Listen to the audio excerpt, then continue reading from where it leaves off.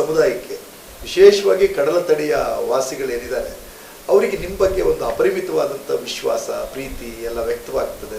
ಏನು ಕಾರಣ ಇರ್ಬೋದು? ನಾನು ಮೀನುಗಾರಿಕೆ ಸಚಿವನಾಗಿದ್ದೆ. ಆಗ ಮೀನುಗಾರರ ಮುಖಂಡರು ನನ್ನ ವಿಧಾನಸೌಧದ ಕಚೇರಿಯಲ್ಲಿ ಬಂದು ಕೂತ್ಕೊಳ್ತಾ ಇದ್ದರು. ಅವರು ಏನೇನು ಸಮಸ್ಯೆಗಳನ್ನು ಹೇಳ್ತಾ ಇದ್ದರು, ತಕ್ಷಣದಲ್ಲಿ ಅಧಿಕಾರಿಗಳನ್ನು ಕರೆದು ಅಲ್ಲೇ ಇತ್ಯರ್ಥವನ್ನು ಮಾಡ್ತಾಯಿದ್ದೆ.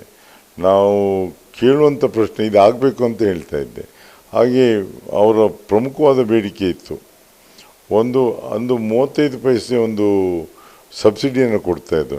ನಾನು ಅದನ್ನು ತೆಗೆದು ಸೇಲ್ಸ್ ಟ್ಯಾಕ್ಸನ್ನೇ ಎಕ್ಸಾಮ್ ಮಾಡುವಾಗೆ ಮಾಡಿದೆ. ಅಂದು ಸಹ ಸಿದ್ದರಾಮಯ್ಯನವರೇ ಹಣಕಾಸು ಸಚಿವರು, ಉಪಮುಖ್ಯಮಂತ್ರಿ ಆಗಿದ್ದರು. ನಾನು ಅನೇಕ ಕೆಲಸಗಳನ್ನು ಮತ್ತು ಮನೆಗಳನ್ನು ಒಂದೇ ವರ್ಷ 5,000 ಮನೆಗಳನ್ನು ಬಿಡುಗಡೆ ಮಾಡಿ, ಇಲ್ಲದಿದ್ದರೆ ಕೇವಲ 200 ಮನೆಗಳು ಮಾತ್ರ ಬರ್ತಾ ಇದ್ದದ್ದು. ಹಾಗೆ ಮಹಿಳಾ ಮೀನುಗಾರರಿಗೆ ಕೊಟ್ಟಂಥ ಸೌಲಭ್ಯಗಳು, ಸಂಕಷ್ಟ ಪರಿಹಾರ ನಿಧಿ, ಅಪಘಾತ ಆದಾಗ 10,000 ರೂಪಾಯಿ ಕೊಡ್ತಾಯಿದ್ದರು. ಅದನ್ನು ತೆಗೆದು 1 ಲಕ್ಷ ರೂಪಾಯಿಯನ್ನು ಮಾಡೋದು. ಗಂಗೊಳ್ಳಿ ಬಂದರು ಅವತ್ತು ನಿಂತು ಅದನ್ನು ನಾನು ಮಂತ್ರಿ ಆಗಿದ್ದಾಗಿ ಸಂಪೂರ್ಣಗೊಳಿಸಿದ್ದು. ಗಂಗೊಳ್ಳಿ ಬಂದರು ಒಂದು, ಹೆಜ್ಮಾಡಿ ಮತ್ತು ಮಲ್ಪೆ ಸೆಕೆಂಡ್ ಸ್ಟೇಜ್ ಇವೆಲ್ಲವೂ ಒಂದಾಯಿತು.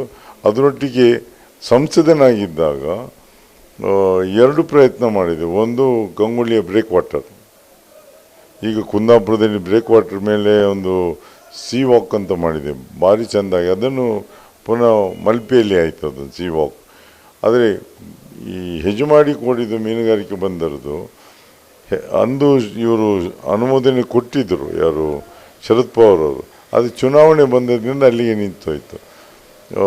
70-30 ಕೇಂದ್ರದಿಂದ 70 ಕೊಡ್ತಾಯಿದ್ರು, ರಾಜ್ಯದಿಂದ 30% ಕೊಡ್ತಾಯಿದ್ದಾರೆ ಅದಕ್ಕೆ ಅನುದಾನ. ಆದರೆ ಸರ್ಕಾರ ಬದಲಾದ್ದರಿಂದ ಅಲ್ಲಿ 30 ಕೇಂದ್ರದಿಂದ 70 ರಾಜ್ಯದಿಂದ ಅಂತ ಮಾಡಿದರು. ಕೊನೆಗೆ ಎಲ್ಲ ಹೋರಾಟ, ಅಂದಿನ ಮುಖ್ಯಮಂತ್ರಿ ಎಲ್ಲರೂ ಪ್ರಯತ್ನವನ್ನು ಮಾಡಿ, ನಾನು ಆ ಆದೇಶ ಇಶ್ಯೂ ಆಗೋವರೆಗೆ ಅಲ್ಲಿ ಜಾಯಿಂಟ್ ಸೆಕ್ರೆಟರಿ ಕಚೇರಿಯಲ್ಲಿ ಕೂತಿದ್ದೆ, ನಾನು ಮಾಡಿಸ್ಕೊಂಡು ಬಂದಿದ್ದೆ. ಈಗ ಕೆಲಸ ಆಗ್ತಾಯಿದೆ.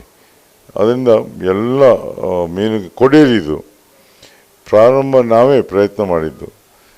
ಅದಕ್ಕೆ ಆ ಮೀನುಗಾರರಿಗೆ ನಾನು ಅಂದು ಮಾಡಿದ ಕೆಲಸಗಳು ಇಂದು ನೆನಪಿದೆ. ಅದರಿಂದ ಅವರು ಖುಷಿಯಲ್ಲಿದ್ದಾರೆ.